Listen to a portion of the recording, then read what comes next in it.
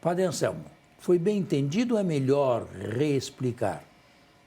Bom, foi bem entendido, mas o problema é de ordem crescente porque o fato, ele não é tão simples. Comecemos com a ação purificadora do templo. Para os sinóticos, com toda verossemelhança, se deu na Semana Santa, no final do ministério. João pode ter percebido que esta ação poderia ser transposta para o início do Evangelho, não tanto pela ação em si, mas pela frase de Jesus. Pela lógica do enunciado. A tal frase, destruirei este templo e em 3 dias edificarei um novo. Que eles não compreenderam, mas Jesus falava do seu próprio corpo. Até aí está tranquilo. Até aí está tranquilo. Sim. Tudo bem. Esta frase, uma frase violenta, pode ter mudado de tonalidade, distorcida, repetida, alongada, ao longo né? de todo o ministério de Jesus. Quando se chega no Sinédrio, ela vem à tona, mas não vem à tona na sua pureza. E por isto o evangelista pode dizer que ela é ao mesmo tempo, mas sob aspectos diferentes, verdadeira e falsa. Jesus falou sim alguma coisa, mas não exatamente com estas palavras aqui. Certo? E isto continuou depois da morte de Jesus. Um grupo de judeus não convertidos atiçava e zombava dos cristãos. Onde está o vosso mestre? Onde está o verdadeiro profeta? Olha a beleza do templo, 40 anos depois. Ou seja, a profecia dele não adiantou de nada, né? Porque o templo está erguido. Não se cumpriu. Por outro lado, quando chegou o ano 70, os cristãos deram a resposta. Atrás das águias romanas estava o castigo, a punição de Deus pelo que fizeram com Jesus. Quem tinha razão? Para esse evangelista, nenhum dos dois.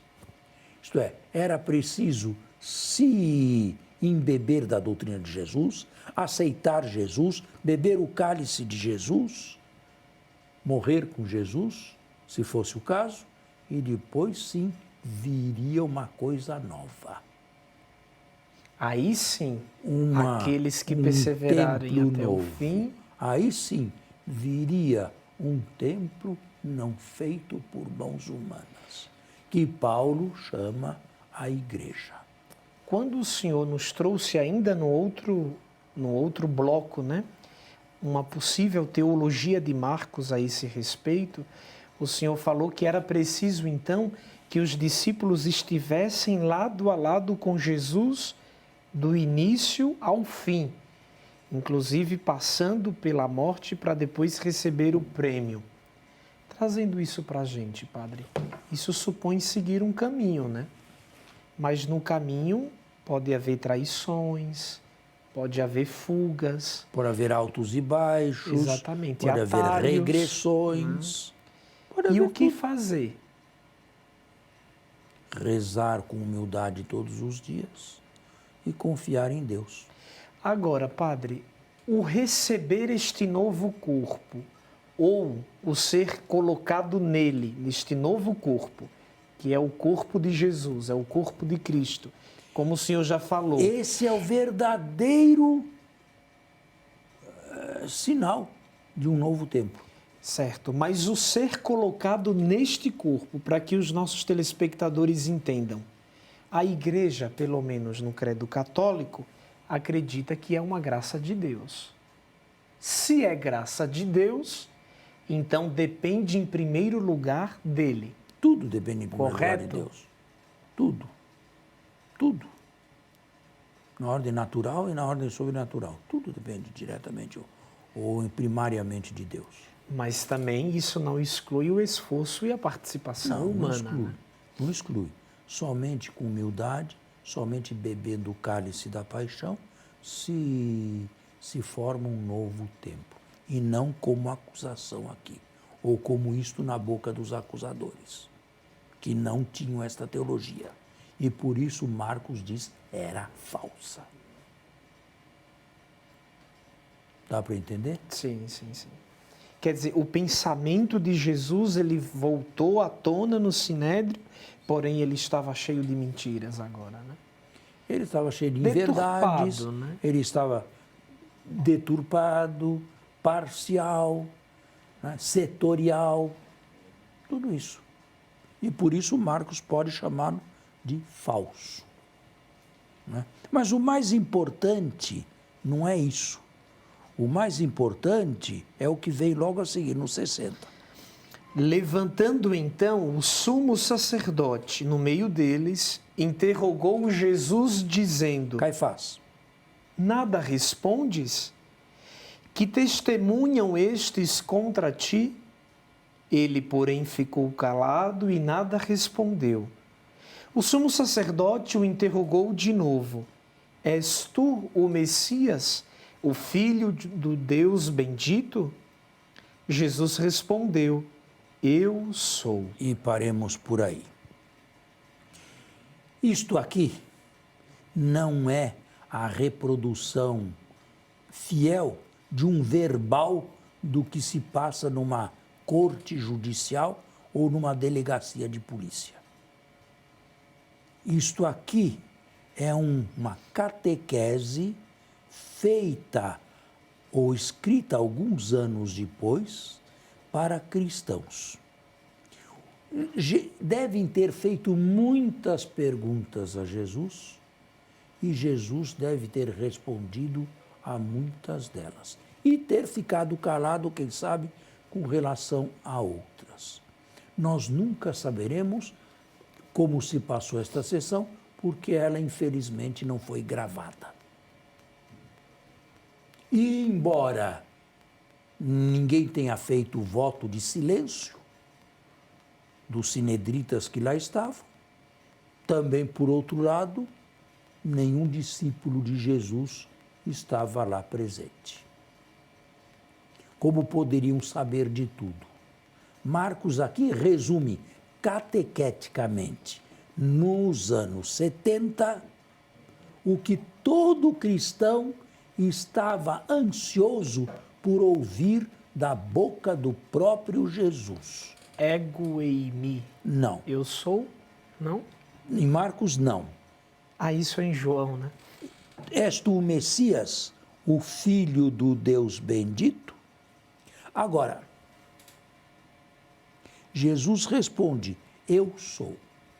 Mas aqui, à primeira vista, parece uma conversa de surdo com mudo. O que Caifás entendia por Messias?